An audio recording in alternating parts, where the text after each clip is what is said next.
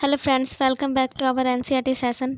हम आज का जो हमारा टॉपिक, हम 7th क्लास की एनसीईआरटी का पॉलिटी की एनसीईआरटी का 6th चैप्टर करने जा रहे हैं। तो ये जो है आज का जो हमारा टॉपिक है वो है संचार के माध्यमों को समझना। आज हम संचार के माध्यमों को समझेंगे। अब संचार के माध्यम क्या है और संचार क्या होता है? संचार से तात्पर्य होता है हमारा किसी भी तरह का संदेश। अब जिसे हम एक जगह से दूसरे जगह किस माध्यम से कैसे पहुंचाते हैं, यही हमारा संचार होता है। अपनी बातों को एक जगह से दूसरी जगह का आदान प्रदान करना ही हमारा संचार कहलाता है। अब ये संचार हम किन किन माध्यमों से करते हैं, इसके बारे में आज हम पढ़ेंगे। तो जैसा कि आप देख रहे हैं कि आपको टेलीविज़न पे प्रोग्राम कौन सा है, ठीक है, पसंदीदा प्रोग्राम कौन सा है, रेडियो पे आपको क्या सुनना अच्छा लगता है, ये सारी चीज़ों के बारे में हम देखेंगे, ठीक है, जो प्रायः सामूहिक रूप से रेडियो, टीवी, अखबार, इंटरनेट और अन्य संचार माध्यम के लिए प्रयोग में लाया जाता है। अब यहाँ पे शब्द जो आएगा मीडिया का प्रयोग आएगा, तो आप इस पार्ट में यानी मीडिया संचार के माध्यमों के बारे में विस्तार से पढ़ेंगे और जानेंगे यह कैसे काम करती। तो आज का जो हमारा टॉपिक होगा संचार के माध्यमों को सीखना, विशेष रूप से हम इसमें मीडिया के बारे में पढ़ेंगे, ठीक है। अब जैसे कि यहाँ पे आपको स्टोरी दी है, स्थानीय मेले के दौरान टीवी कार्यक्रम पर जो आप देखते हैं, इन सब चीज़ों को संचार माध्यम यानी कि मीडिया कहा जाता है। मीडिया जो है इंग्लिश वर्ड मीडियम का बहुवचन है। इसका तात्पर्य होता है विभिन्न तरीकों जिसके द्वारा हम समाज के विचारों का आदान प्रदान कर सकते हैं, ठीक है। अब हम क्या कह रहे हैं यहाँ पे, जो ये मीडिया जो है ना, ये इंग्लिश वर्ड मीडियम का बहुवचन है। इसका तात्पर्य होता है कि समाज में विचारों का आदान प्रदान। मीडिया का अर्थ है कि हम के माध्यम से विचारों का आदान प्रदान, किसी भी माध्यम से। अगर हम हर चीज़ जैसे कि फ़ोन पर बात करके, टीवी को सामने देख करके, ये सारी चीज़ें मीडिया के अंतर्गत ही आती है, एक देश से दूसरी जगह। इसलिए इन संचार के माध्यमों को जनसंचार माध्यम या मास मीडिया भी कहते हैं। अब जो है हमारे संचार का तरीका अलग अलग था।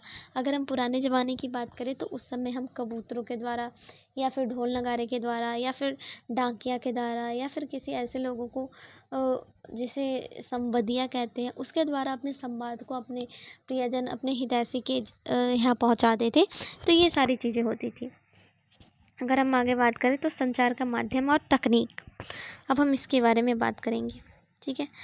आपके लिए संभवतः संचार माध्यमों के बिना जीवन जीने की कल्पना करना कठिन होगा, लेकिन केवल टीवी और इंटरनेट का विशेष रूप से उपयोग की तो हाल में ही शुरुआत हुई है। ये जो टीवी और इंटरनेट का तो उपयोग जो है हम अभी से शुरुआत किया, लेकिन अभी से 20 साल पहले तो ये सारी चीज़ें नहीं थी। तो उस समय हम कैसे करते, तो अखबार और टेलीविज़न, रेडियो लाखों लोगों तक पहुंचा सकते हैं, ठीक है। इसके द्वारा भी हम करते हैं। इनमें से एक विशिष्ट प्रकार की तकनीकी उपयोग किया जाता था। अखबार और पत्रिकाओं में छपे हुए माध्यम के रूप में टीवी तथा इलेक्ट्रॉनों के माध्यम के रूप में भी हम करते थे। अब आगे अगर हम बात करें तो आपने पढ़ा होगा, ठीक है। अब यहाँ पे ये बताया गया कि टीवी के माध्यम से भी करते थे उससे पहले, या फिर हम रेडियो, अखबार इत्यादि के द्वारा उससे पहले हम संचार करते थे। और उससे पहले की बात करें तो हम कबूतरों के द्वारा या फिर संबदिया, ये सारे जो है हमारे संचार को एक जगह से दूसरी जगह पहुँचाते। अब तकनीकी मशीन को बदलकर आधुनिक बनाने के संचार माध्यमों को लोगों तक अधिक मदद पहुँचने लगे। अब इन मशीनों को बदल के इस लोगों तक अधिक पहुँचने लगे। इससे जो है क्या, ध्वनि और चित्र की गुणवत्ता में सुधार आया, लेकिन इससे भी कुछ अधिक करती है।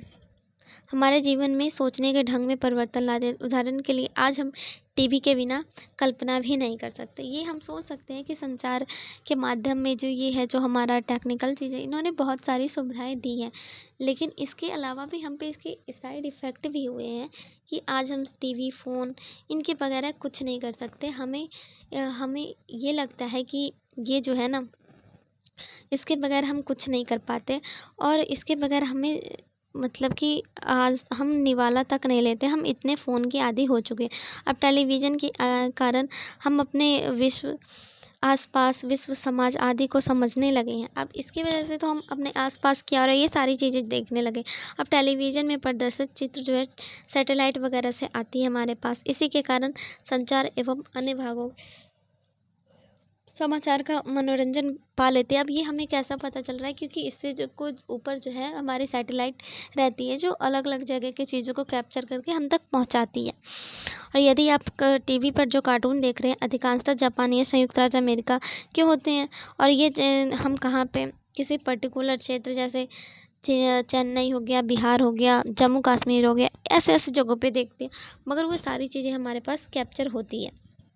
अब यहाँ पे आप देख रहे होंगे एक टैप राइटर है, इससे टैप करके भी हम अपने संचार को पहुँचाते हैं। जैसे कि 1940 के दशक में इलेक्ट्रॉनिक टैप राइटर आ जाने से पत्रकारिताओं की दुनिया में एक बड़ा बदलाव आया। अब संचार माध्यम और धन, संचार के उपयोग में लाई गई विभिन्न तकनीकों अत्यंत खर्चीले हैं। जो भी हम तकनीक का यूज़ करें बहुत ज़्यादा खर्चीले, जैसे टीवी स्टूडियो के बारे में सोचिए, जहाँ पर समाचार वाचक बैठा है, इसमें लाइटें, कैमरे, ध्वनि रिकॉर्डर के, इसके अलावा क्या कहते हैं, यंत्र, संप्रेषण, ये सारी चीज़ों के मूल्य होते हैं। ठीक है।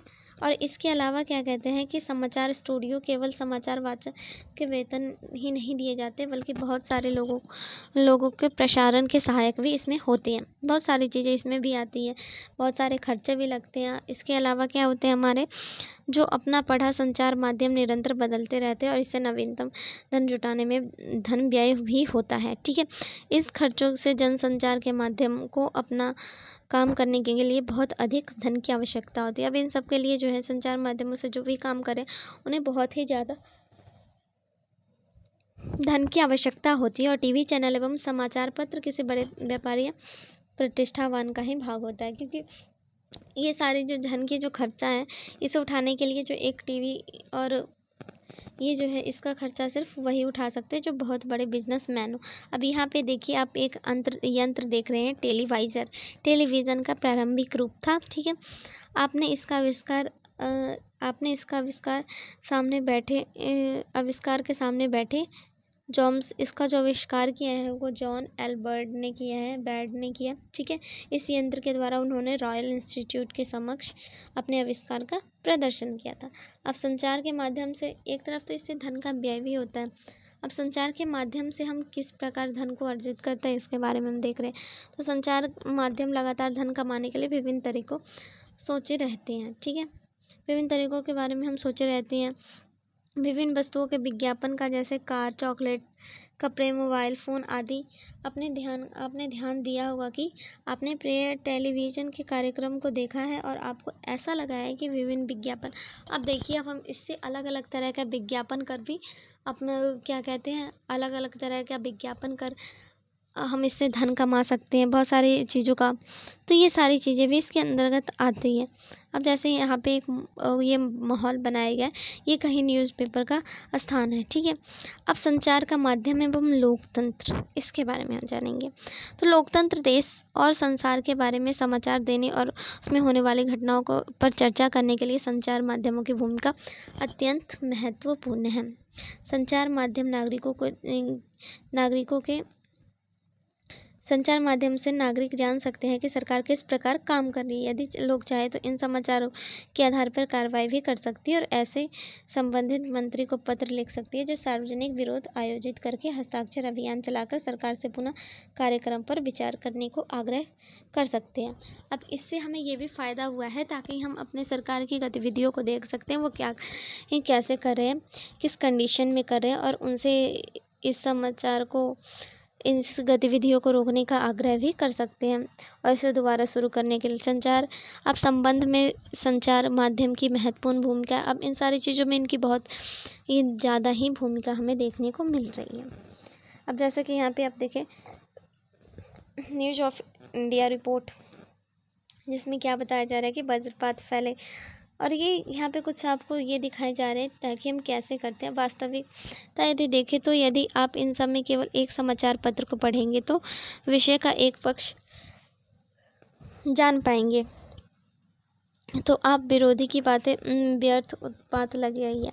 ठीक है। ये सारी चीज़ें आप पढ़ के देख लें।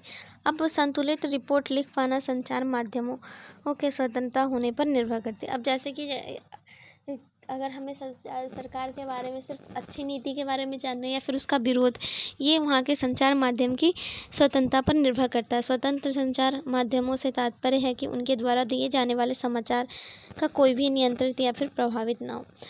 क्या कहते हैं, मीडिया पर कोई भी नियंत्रण ना हो, कुछ भी प्रभावित ना हो और वे बहुत ईजिली इसका ये करते हो। लोकतंत्र में स्वतंत्र संचार माध्यमों का होना अत्यंत आवश्यक है, जैसा कि ऊपर आपने पढ़ा है। ठीक है, अब संचार माध्यमों के द्वारा प्रदान की गई जानकारी के आधार पे हम नागरिकों के द्वारा कार्रवाई की जा सकती है और इसीलिए यह जानकारी विश्वसनीय एवं तटस्थ होनी चाहिए। अब यहाँ पे देखें तो संचार माध्यम स्वतंत्र नहीं है। इसके मुख्यतः दो कारण है। पहला कारण सरकार का उन पर नियंत्रण है। जब सरकार संचार के किसी अंश, फिल्म, दृश्य या फिर गीत किसी अभिव्यक्ति को जन समुदाय तक पहुंचाने से प्रतिबंधित करती है तो इसे सेंसरशिप कहा जाता है। तो भारत का जो संचार माध्यम है वो पूरी तरह स्वतंत्र नहीं है, उस पर सरकार का नियंत्रण है, क्योंकि किसी फिल्म, अंश, किसी भी दृश्य या फिर गीत को जब भी किसी जन समुदाय के अंतर्गत पहुंचाना होता है और अगर उस पर सरकार प्रतिबंध लगा दे तो उसे सेंसरशिप भी कहा जाता है। और भारत के इतिहास में अभी ऐसे समय आए हैं जब सरकार ने संचार माध्यम के ऊपर सेंसर लगाए हैं और ऐसा बुरा वक्त 1975 से 1977 के बीच में आया था।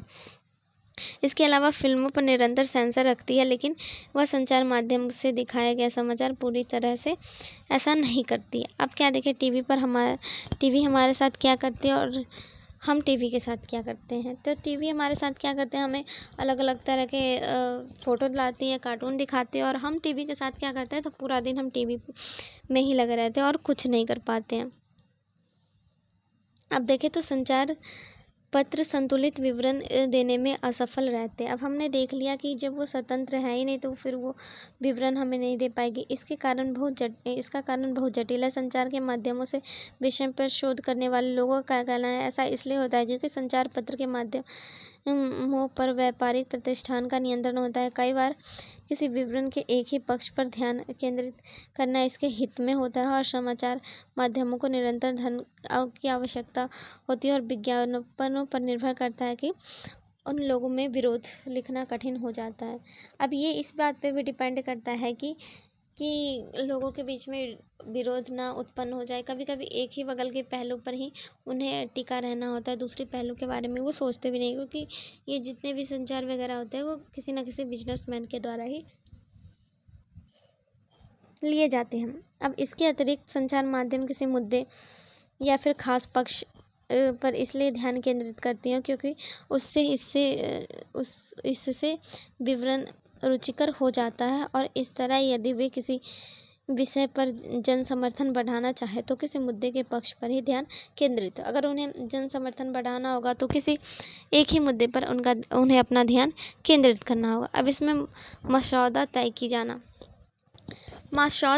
अब ये है क्या, किन घटनाओं पर ध्यान केंद्रित करना है, इसमें भी संचार माध्यमों की अहम भूमिका रहती है और इसी आधार पर वह तय कर देते हैं कि यह समाचार दिए जाने योग्य है या नहीं। उदाहरण के लिए अब किस समाचार पे उन्हें अपना ध्यान केंद्रित करना है, कौन सा समाचार ज़्यादा अपडेटेड है, इसे भी उन्हें चुनना होता है। जैसे कि अगर किसी विद्यालय में वार्षिक उत्सव की खबर समाचार में दिए जाने योग्य नहीं है तो नहीं होती है, लेकिन अगर कोई फेमस पर्सन या फिर फेमस अभिनेता या फिर कोई भी ऐसा पर्सन जो बहुत ज़्यादा पॉपुलर हो वो आते हैं तब समाचार में उनकी एक छवि बन जाती है और पूरा जो मीडिया होते हैं वो सारे उन्हीं की ओर अपना ध्यान केंद्रित करते हैं। और कुछ खास विषयों पर ध्यान केंद्रित करके समाचार माध्यम हमारे विचारों, भावनाओं एवं कार्यों को प्रभावित करता है और हमारा ध्यान उन मुद्दों की तरफ आकर्षित करता है।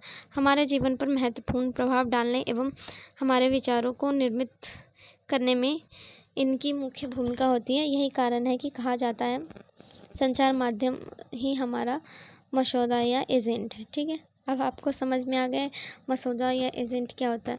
अभी हाल में ही समाचार माध्यमों ने कोला पेयों में कीटनाशक स्तर पर खतरे के स्तर बढ़े हुए होने के कारण हमारा ध्यान आकर्षित किया। तो यहाँ पे आपको बताया जा रही है कि कैसे ये हमारा ध्यान आकर्षित करते हैं। इसके अलावा भी बहुत सारी चीज़ होती हैं जिसके द्वारा समाचार ये मीडिया जो होती है हमारा ध्यान आकर्षित करती है। अब यहाँ पे स्थानीय समाचार माध्यम या जानकर समाचार माध्यम उन छोटे छोटे मुद्दों में रुचि लेती हैं जिनका संबंध साधारण लोगों के जीवन से होते हैं। कभी भी छोटे छोटे मुद्दे पर समाचार साधन के द्वारा नहीं ली जाती, वो हमेशा बड़े मुद्दों पे लेती हैं और वे नहीं चाहती, साधारण नागरिकों की बातों पे कोई ध्यान नहीं देता, इसलिए वो लेती भी नहीं। अब प्रजातंत्र नागरिक के रूप में हमारे संचार माध्यम यह एक प्रजा लोकतांत्रिक नागरिक होने के कारण ये जो है संचार माध्यम हमारे जीवन में बहुत अधिक महत्वपूर्ण भूमिका निभाता है, क्योंकि संचार माध्यमों के द्वारा ही हम सरकार के कामों को से संबंधित होते हैं, अवगत होते हैं कि वो क्या कर रही है, कैसे कर रही है और किस प्रकार कर रही है। इसके अलावा तो संचार माध्यम के किसी प्रकार की घटना संचार माध्यम को किसी घटना की खबर छापने से रोक सकती है, ये भी हम जाने। सरकार जब भी चाहे उसे रोक सकती है, सेंसरशिप जिसे हम सेंसरशिप भी कहते हैं। तो ये सारी चीज़ें हमें आज देखने को मिला है और इसी के साथ हमारा टॉपिक ये जो है ये टॉपिक हमारा समाप्त होता है।